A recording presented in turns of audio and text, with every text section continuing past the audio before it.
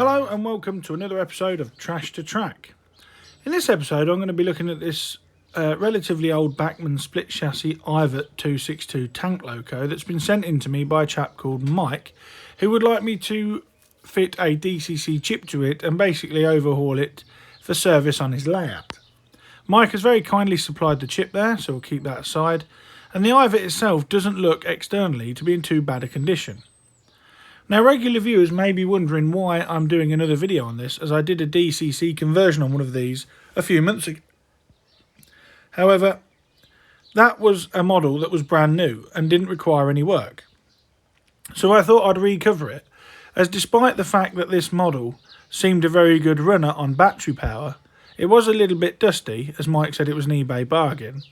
I thought I'd recover the ground to show the other viewers who haven't seen the DCC video what goes into DCC fitting a split chassis model. So to remove the body shell on this Ivatt, you remove those two screws under the cab and the body just lifts off relatively easily. There's plenty of room on this model for a DCC decoder in the cab without milling any of the metal away. And another handy feature is the fact that this picks up from its front pony wheel as well, which gives you brass tabs to solder other pickup wires to. Removing the cab insert there, I'm going to then remove all the bottom gubbins, starting with this rear pony truck, which is held on by two screws. One screw holds it onto the chassis plate and another screw holds it onto the chassis plate in a different position, but also keeps the retaining spring in place. So these are all put over into the magnetic tray so they didn't get lost. And then the chassis plate was undone to reveal the wheels, as I'm very interested to see if the axles have split on this model or not. When all the screws are removed, the chassis plate simply unclips, but unfortunately the front wheel is soldered on to tabs on the front, so it becomes necessary to cut the wire. As you can see there, that front axle has started to show signs of splitting. The rear axle not so much, but the centre driving cog is also splitting. Gentle persuasion with a flat bladed screwdriver gets the cylinder blocks off their lugs. Although when I removed them I did find evidence of contact adhesive, so these have been off before and have been glued back in place. You have to remove these if you want to remove the wheels.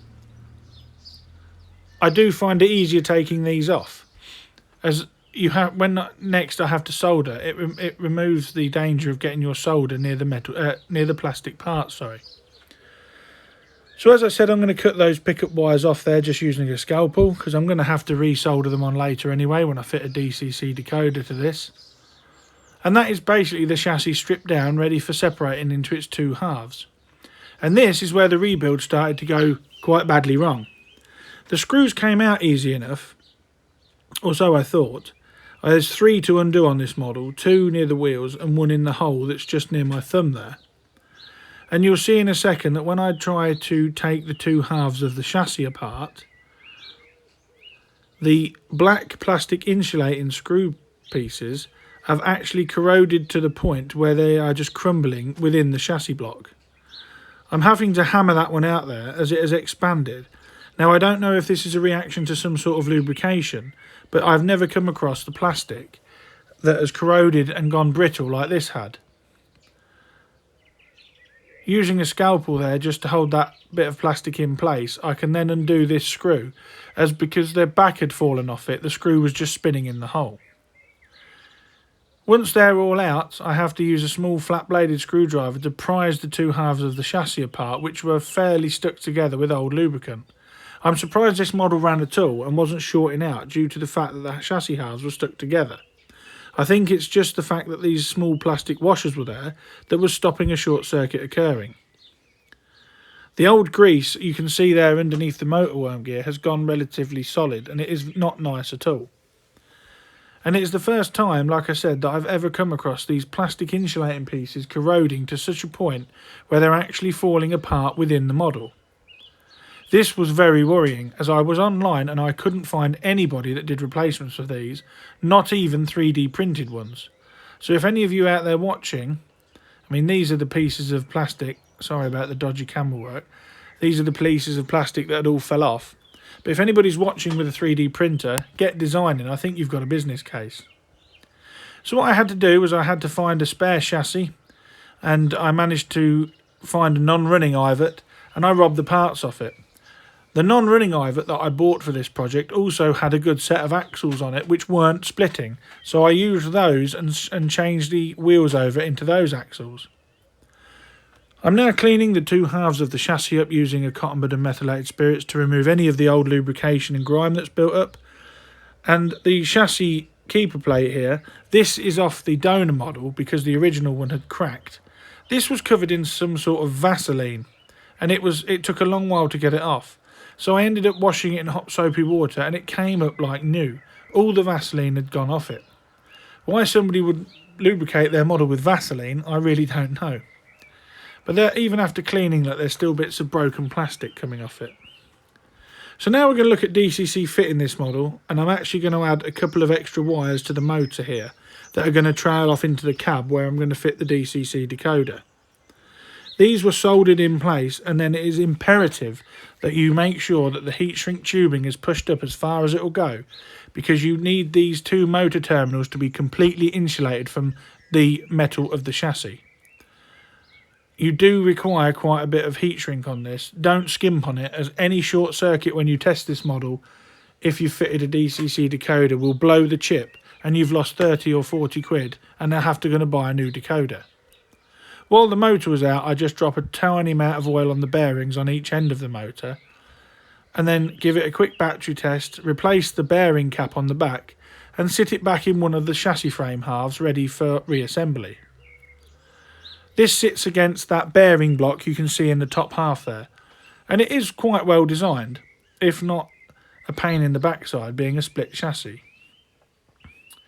Now the gear pinions are given a coat of silicone grease, as is the worm gear, as cleaning with the methylated spirits has removed all of the old lubrication that was present. The drive gear there is in very good condition. There's no cracks or signs of cracking on that, so I'm going to reuse that. I'm just going to get the old lubrication out there, so another bit that I'd missed. And once it's clean, that was put in place and made sure it was engaging with the worm gear correctly. Another small amount of grease on the top there, as I don't think this model will be open for some time, so it's worth putting quite a bit of lubrication in it, although I don't overdo it. Adding a small amount of oil there just dilutes the grease a little bit. I then put in these plastic chassis spacers that the chassis keeper plate screws into. They fit in place, and then it will be time to thread in the new insulated screw holders. Now I put them in and put a bit of insulation tape over the back to stop them pressing out when I'm screwing the two halves together. Once they're in place, I replace the plastic washers that keep the chassis separate. And then I'm going to marry up the two halves of the chassis, ensuring that all the insulating posts, the bottom insulating pieces and that bearing are all correctly aligned. And then I'm going to screw these chassis halves back together. The magnetic screws and magnetic screwdriver really do make life easy when it comes to screwing chassis back together. If the screws were not magnetic, this job really would be a pain in the arse. Now that the motor's back in there, I'm just going to put a bit of insulation tape on the top there, as the donor insulating piece was starting to crack, so that will just hold those together. And putting a battery on the two halves proves that the motor's not picking up any power. Do not hold the chassis while you do that, otherwise you will get an electric shock. I have been there and I've done it before. Now I'm turning my attention to the wheel set, and I'm removing any of the hairs and fibres that are wrapped around the axles, and I'm pulling the wheels apart to give them a thorough clean up, and I'm going to replace the two that are cracking with two off the donor model. These were cleaned in this blue cloth that had a little bit of methylated spirits dabbed onto it, just to clean all the old lubrication and built up crud off the axle holes. Another good thing about these models is that these axle holes are actually square pegged on the end, which makes quartering the wheels very, very simple. You just have to work carefully and methodically to make sure that the quartering on the wheels is equal on both sides, otherwise your model will not run. Now I'm going to put the wheels back into the chassis when I can untangle the valve gear there. Just make sure it's in the correct orientation, ensuring that the side rods, that the small square oil pot representation is facing upwards. or downwards, as in this case, because I'm working on it upside down.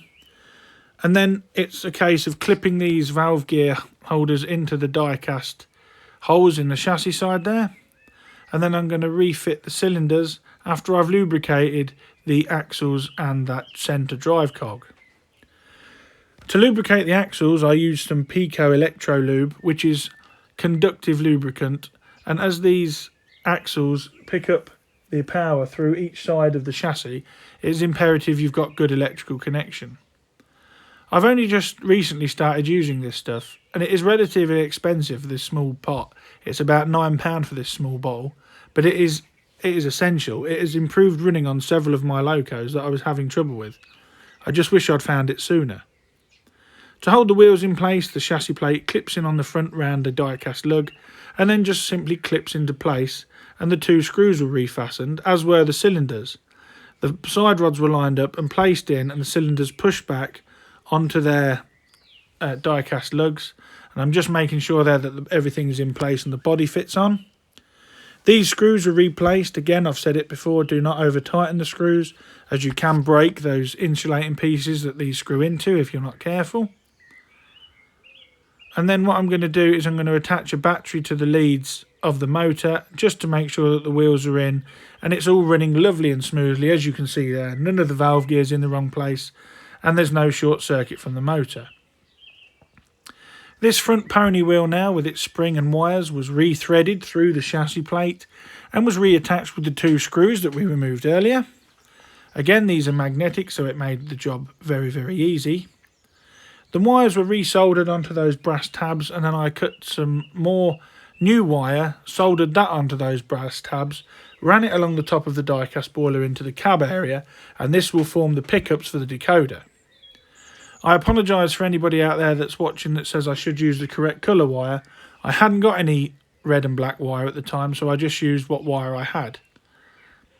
That proves there that I've just connected the wires together with the motor, and I'm just testing all the wheel pickups.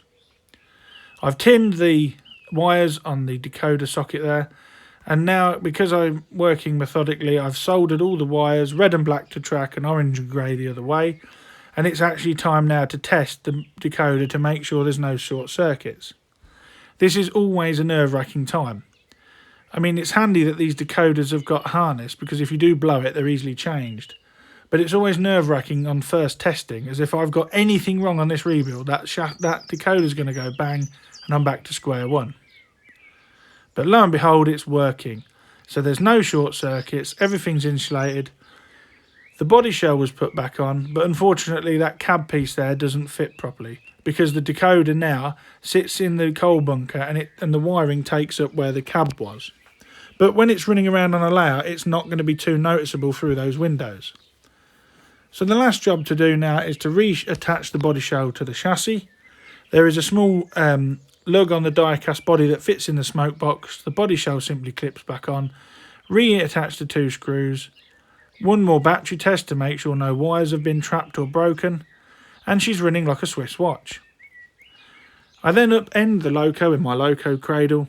I put a crocodile clip on one pickup wheel, hold the other one on the other wheel to get the wheels turning, and I first polish the wheels with a fiberglass pencil to remove any built-up dirt and crud, and then my usual method, I polish them up with a cotton bud and methylated spirits to get the wheels nice and shiny.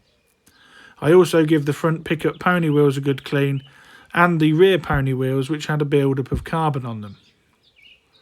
One last job to do is to oil the crank pins and linkages. Just a tiny amount of oil is needed, just so when it's in service it doesn't wear them out too quickly. And that's Mike's Ivatt, fully rebuilt and restored and DCC fitted. I don't know how much longer it would have lasted with those corroded insulating parts in the middle there. It was only a matter of time before this loco would have caused itself a short circuit and may have even been consigned to the bin. But now it's been given a battery test, I'm really pleased with how this model's come out. In fact, I was so taken with these Ivatt tanks that I actually went out and bought my own. But mine was a more modern Bachmann one, which was a simple plug-and-play DCC affair. I'm going to get this shipped back to Mike now. But if you have an engine you'd like to see featured on a future episode of Trash to Track, or you'd like me to attempt to DCC fit one of your older models, please get in contact with me on the dansmodelrailways@gmail.com, and we'll have a look at getting it sent over, and it may feature in an episode in the future all of its own. Thanks again for watching Trash to Track. Please like, share and subscribe. And I'll leave you now with the Ivatt chugging round the garden on a coal train, and I'll catch you again in the next video. Bye bye for now.